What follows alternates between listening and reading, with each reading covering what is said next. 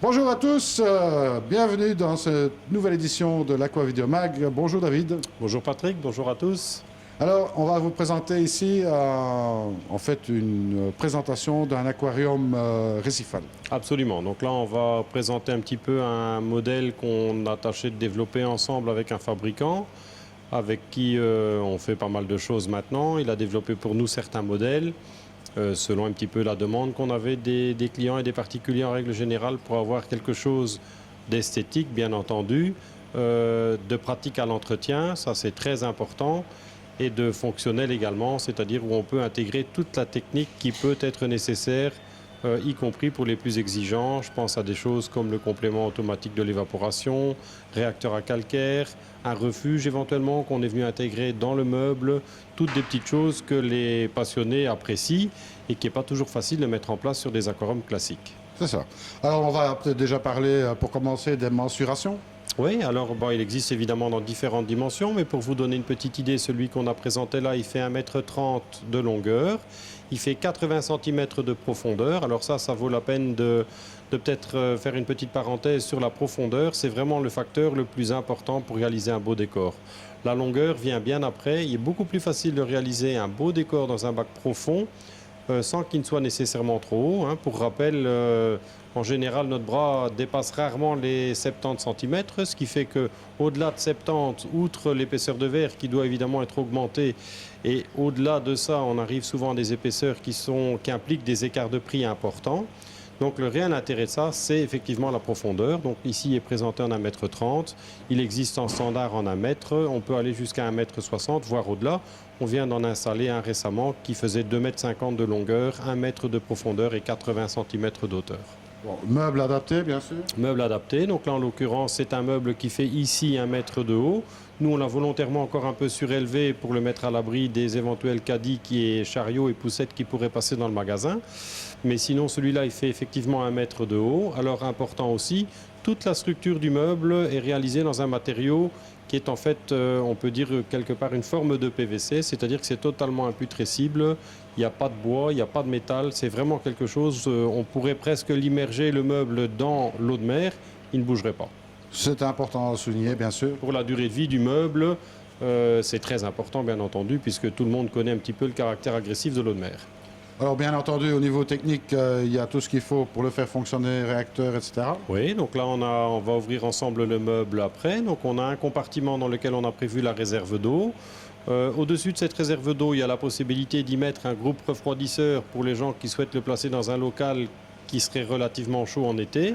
Dans une habitation normale, c'est rarement nécessaire depuis qu'on utilise les éclairages LED.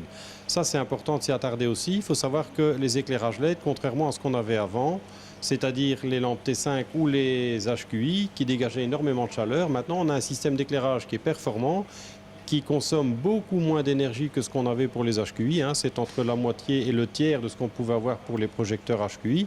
Et alors le réel intérêt au niveau consommation aussi, c'est que comme ça ne chauffe plus, on n'a plus besoin non plus de l'énergie pour refroidir les aquariums comme on devait le faire jusqu'à présent. Hein. En tout cas pour les périodes d'été, rares étaient les aquariums équipés d'HQI qui ne devaient pas être refroidis. Donc, en fait, c'est livré en standard avec l'aquarium. Absolument. Donc là, on a différentes possibilités. Ici, il est présenté qu'un type de module LED qu'on utilise nous-mêmes sur notre installation, dont on est très content. Ils sont extrêmement fiables. Ce sont des systèmes qui sont fabriqués aux États-Unis, qui sont évolutifs, sur lesquels on peut venir brancher un petit contrôleur. Ce contrôleur nous offre beaucoup de possibilités. En outre, l'allumage progressif, l'extinction progressive le soir, la possibilité de ne faire fonctionner qu'une des 3 couleurs. Tout ça sont une petite partie des possibilités. Ça va assez loin. On peut faire simuler un passage d'un orage, de nuages. Tout ça sont des choses qui sont, à mon avis, peut-être moins intéressantes. Ça devient plus du domaine du gadget. Ce qui est vraiment important, c'est que c'est un éclairage qui est très performant, qui est très esthétique et sous lequel on a un très bon développement des coraux.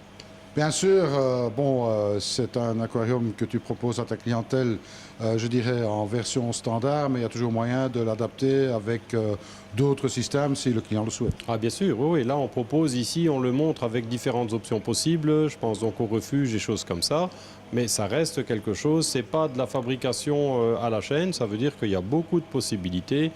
Si la personne veut un meuble plus haut, plus large, tout ça sont des choses qu'on peut facilement adapter. Donc là, le plus simple, c'est de demander un devis. Tout à fait. Donc là, on a quelque chose de standard. Après, si vous dites, moi, j'aime bien le modèle, c'est ça qui correspond à ce que je voudrais intégrer chez moi, en sachant qu'ici, on le présente en blanc, il existe bien entendu en noir aussi. Bon, après, si vous avez une autre dimension, tout ça, évidemment, c'est possible. Donc, à étudier, regardez la place que vous avez et puis On fait le reste. vous ferez le reste. Voilà. Donc, bon, bien entendu, il y a la mise en route, les poissons ou les coraux, etc., ça vient plus tard. Oui, donc ça, c'est en plusieurs étapes, hein. Lorsqu'on le met en eau et en route, ce qui met vraiment le système biologique de l'aquarium en fonctionnement, c'est l'introduction des pierres vivantes. C'est elle, quelque part, qui lance le démarrage de l'aquarium. Et on peut dire qu'à partir du moment où on lance l'aquarium et où on met les pierres vivantes, en général, on a tendance à dire que, allez, en étant raisonnable, 4 à 6 semaines plus tard, on peut commencer à mettre les premiers animaux. Il y a moyen de gagner un petit peu de temps sur certains facteurs, mais en général, en partant sur 4 à 6 semaines, on est sur quelque chose qui tient la route pour les premiers. Alors évidemment, le but n'est pas d'aller mettre 30 poissons après 3 semaines de fonctionnement. En général, ça se passe comme ça. On le met en route, on le fait tourner, on met les pierres vivantes. Quand on a fait ça, il est bon de commencer à mesurer certains paramètres au niveau de l'eau. Et après 3 ou 4 semaines de fonctionnement, on vérifie que tous les paramètres soient corrects et on peut commencer à mettre les premiers animaux qui se nourrissent d'algues. Ça peut être des détritivores, ça peut être certains petits poissons qui aident à l'entretien. Donc ça, c'est pour donner une petite idée par rapport à la phase de démarrage. Bon, on va jeter un petit peu un coup d'œil sur ce qui se passe en dessous de l'aquarium. Oui, on va regarder ensemble. Donc c'est un système de porte, oui, il y a un truc, il faut appuyer un petit peu plus fort. Hein, c'est un système magnétique. Donc je vais ouvrir les deux, histoire de voir qu'on puisse montrer un petit peu l'ensemble. J'espère que la caméra va permettre de voir un petit peu le tout. Donc la première partie qui est à gauche, qui est évidemment la partie la plus importante, c'est ce qu'on peut considérer comme cuve de décantation. Là aussi on voit, c'est tout en acrylate, il n'y a pas de verre, donc du PVC, de l'acrylate. Là-dedans on retrouve l'écumeur. On retrouve ici quelque chose à l'avant de l'écumeur qui est un réacteur à calcaire. Lui a réellement un intérêt dès lors qu'on veut tenir des coraux durs en quantité. Lui, son rôle, c'est donc d'apporter du calcium, du magnésium, des carbonates, c'est-à-dire toutes sortes de sels minéraux dont les coraux ont besoin pour refabriquer leur squelette, si je peux dire. Hein. Quand ils se développent, forcément, leur squelette grandit et ils ont besoin de ces éléments et c'est de l'eau qui les retire. Donc ça, alors ça c'est pour le compartiment à gauche, donc une première chose. Ensuite, au milieu, ça c'est si je peux dire, une option qui n'est pas indispensable, ce qu'on appelle un refuge. De plus en plus, on remarque que ça, il y a eu de la demande pour ce genre de choses à juste titre. Ça permet en outre de faire par exemple pousser des algues. Alors, où est l'intérêt? D'une part, les algues, quand elles poussent, elles consomment des nitrates et aussi un peu de phosphate. Donc, quelque part, ça a un rôle purificateur au niveau de la qualité d'eau. C'est également un apport nutritif, c'est-à-dire que ces algues qui viennent pousser en quantité en dessous, dès qu'on en a un peu trop, on les retire, on les met au-dessus. Dans un aquarium récifal comme ça, on a presque toujours des poissons de la famille des chirurgiens qui ont besoin d'un apport en nourriture végétale. Ben là, on a évidemment des algues en permanence à leur donner, donc ça c'est un deuxième gros avantage. Et ensuite, ça peut permettre aussi là-dedans de tenir des animaux qui sont quelquefois pas adaptés en récifal. Je pense par exemple quelqu'un qui voudrait tenir des petits poissons spécialement calmes ou spécialement lents à s'alimenter, comme des hippocampes par exemple, qui n'auraient pas leur place dans le récifal, hein, tel qu'on le voit là. Ça c'est impossible d'aller tenir des hippocampes dans de bonnes conditions là-dedans, tandis que dans le refuge en dessous c'est tout à fait adapté. On a un milieu où il y a très peu de brassage et très peu de mouvement d'eau, où il y a beaucoup de microphones. Ça c'est aussi un point important du refuge, c'est-à-dire qu'on a des petits crustacés qui viennent se développer, tout ça, et automatiquement c'est une partie de l'alimentation des animaux comme les hippocampes, les cygnates, les poissons comme ça. C'est ça. Alors la dernière partie, bien entendu, comme on l'a déjà souligné là tout à l'heure, qui pourrait être réservée, on dirait, à soit mettre du petit matériel ou bien à remettre un groupe froid. Voilà, deux choses. Donc là en dessous, la partie qui semble étanche et fermée, je vais montrer tout de suite. En réalité, c'est la réserve d'eau qui est intégrée dedans. Alors, je vais l'ouvrir.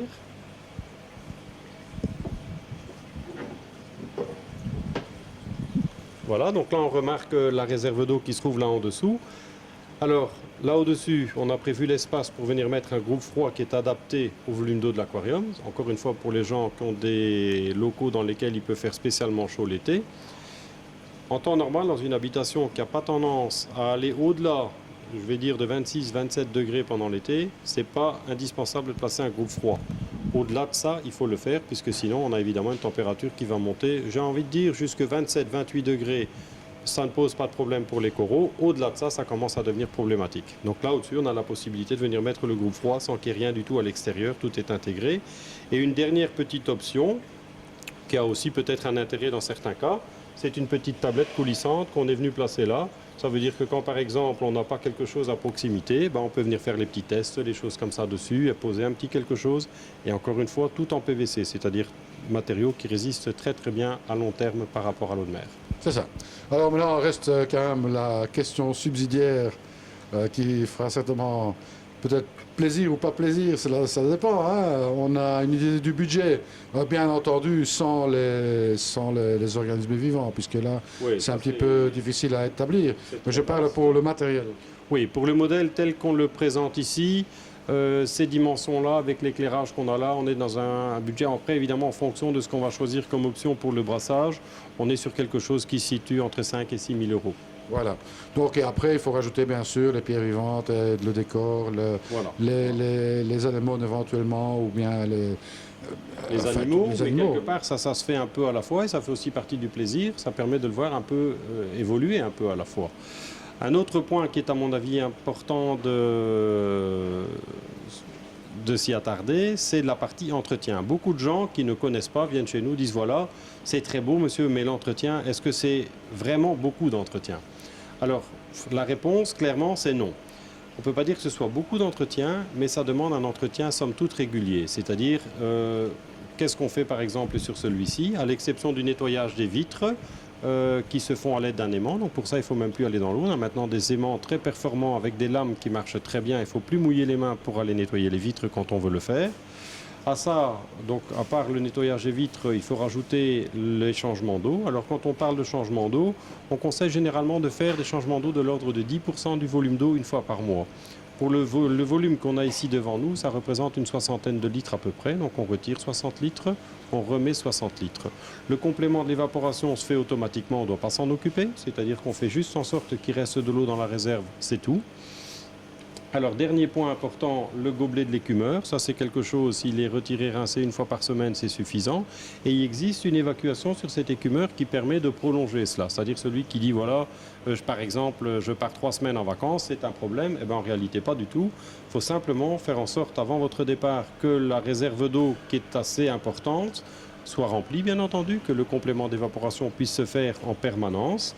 Et alors, le gobelet de l'écumeur, il y a possibilité de le faire couler dans un récipient à l'extérieur. Ça, c'est pas un souci non plus. Pour ce qui est de la programmation de l'éclairage, tout ça, que vous soyez là, que vous n'y soyez pas, ça se met en route tout seul, ça s'éteint tout seul. Donc, en termes de temps et d'entretien, c'est beaucoup, beaucoup moins que ce qu'on a pu voir par le passé. Pourquoi? Parce que le matériel est devenu de plus en plus performant. C'est ça. Donc, facilité d'utilisation, facilité d'entretien. On rappellera quand même un point qui me paraît quand même vraiment très, très important. C'est la profondeur de ce bac, hein, qu'il faut le rappeler, de 80 cm de profondeur, oui. C'est ça, donc ça, c'est pas courant. J'ai envie de dire, non, c'est vrai que c'est pas courant. Il y a très peu de fabricants qui proposent des aquariums standards aussi profonds. Nous, on s'est rendu compte avec l'expérience que c'est vraiment un facteur déterminant pour faire quelque chose de bien au niveau du décor. Alors, il faut encore déterminer 2 choses. Si l'aquarium est mis contre un mur, à partir de 50-60 cm, il est réaliste de faire un beau décor. Au-delà de ça, c'est plus compliqué. En revanche, il est vu des 2 côtés, c'est-à-dire visible de part et d'autre. Là, il est bon de prévoir une largeur plus importante. C'est ça. Eh bien voilà, je crois qu'on a tout dit sur ce très bel aquarium. Donc, il n'y a plus qu'à. Hein, sinon, sans quoi, vous retrouvez toutes les coordonnées sur le site, bien sûr. Absolument, oui, oui. Et puis alors, ils sont présentés, bien entendu, sur le site aussi. Mais si vous avez des questions, n'hésitez pas. Hein, un petit mail, un petit coup de fil, et puis on s'occupe du reste. David, un grand merci à toi pour toutes ces explications. Avec plaisir. Et puis, au prochain Aqua Video Mag. Allons-y. À bientôt.